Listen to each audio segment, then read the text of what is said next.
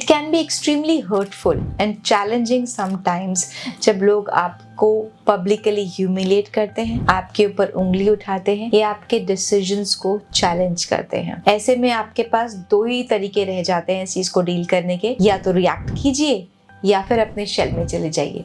And ये दोनों ही तरीके आपके लिए हेल्पफुल नहीं, हार्मफुल है। Hello friends, I am Anamika Yaduvanshi. Welcome to my channel. मेरे चैनल पर हम बात करते हैं मोटिवेशन की और सेल्फ डेवलपमेंट की। आज हम बात करने वाले हैं how to deal with unfair criticism. क्या करें जब लोग आपको पब्लिकली ह्यूमिलेट करें या आपको कॉर्नर कर दें या आपके डिसीजंस को आपकी ही टीम चैलेंज करने लग जाए। तो बहुत आसान होता है रिएक्ट करना, लेकिन रिएक्ट करने से कभी भी आपको कोई भी सोल्यूशन उसका नहीं मिलेगा, कुछ फायदा नहीं होगा। अगर फायदा चाहिए तो ऐसी एक्सट्रीम सिचुएशंस में आपने ये 4 स्टेप्स करने हैं। सबसे पहला स्टेप है stay calm whenever anybody is saying anything rude, mean or unpleasant to you। आपने सबसे पहली चीज जो अपनी सुपर पावर को पकड़ना है वो है आपकी कामनेस। आपको अपनी कामनेस को पकड़ के रखना है, because your calmness is your super power.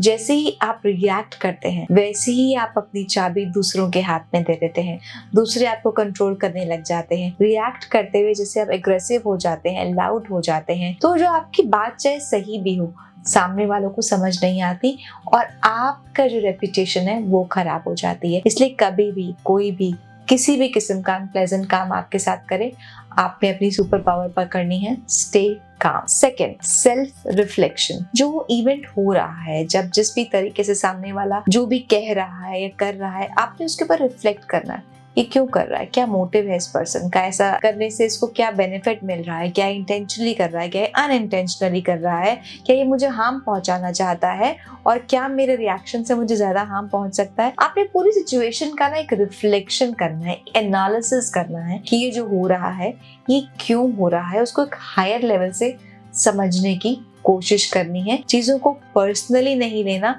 एक उस सामने वाले पर्सन का बिगर पिक्चर, उनका पर्सपेक्टिव समझने की कोशिश करनी है, चाहे वो पर्सपेक्टिव नेगेटिव ही क्यों ना हो, लेकिन आपको उनके पर्सपेक्टिव से चीजों को समझना है। स्टेप नंबर 3 करना है असर्टिव कम्युनिकेशन। असर्टिव कम्युनिकेशन क्या है?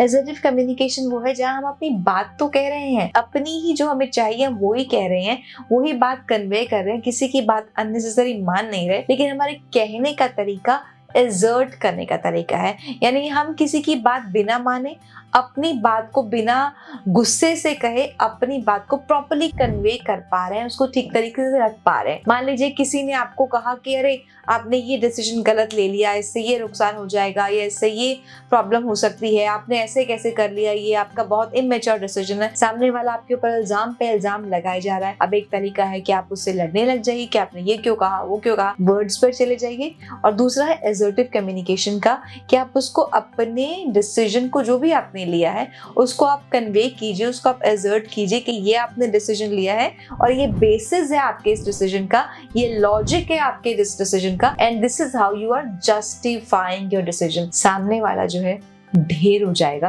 बिकॉज उसके पास कोई हथियार ही नहीं बचेगा आपसे डील करने के लिए, बिकॉज आपने बड़े काम तरीके से अपनी बात एजर्ट करके कम्युनिकेट कर दी। स्टेप नंबर 4 जो आपने करना है वो करना है सेट बाउंड्रीज। जब आपको लगता है कि कुछ लोग आपके फिजिकल दायरे में आके, आपके मेंटल दायरे में आके, मतलब आपके दिमाग पर हावी होके आपको हार्म पहुंचा रहे हैं, तो आपने उनको उस दायरे में नहीं आने देना। अगर आप उनको फिजिकल दायरे से नहीं भी रोक सकते तो आपने साइकोलॉजिकली मेंटल बाउंड्रीज बना लेनी है कि उस इंसान के बारे में ज्यादा नहीं सोचना, उस इंसान के किए हुए एक्शंस को ज्यादा इंपॉर्टेंस नहीं देनी, इग्नोर करना सीखिए, बाउंड्रीज बनाइए, बिकॉज आपका पीस इवेंचुअली आपके ही हाथ में है।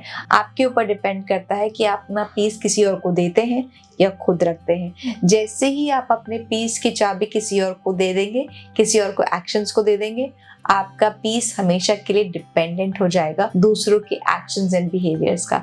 इस तरीके से आप हमेशा अपना जो साइकोलॉजिकल बैलेंस है वो लूज कर देंगे। इसलिए आपने बाउंड्री सेट करनी है।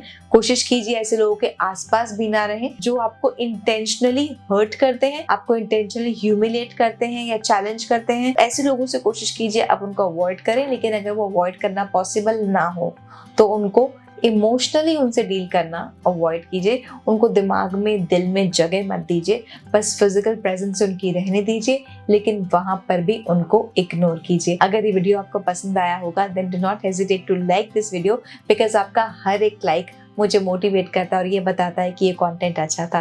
और अगर अभी तक आपने मेरे चैनल को सब्सक्राइब नहीं किया है, please do so, it's absolutely free for you. लेकिन आपका हर एक सब्सक्रिप्शन मेरे लिए बहुत अनमोल है। Thank you so much for watching and I will see you in my next video.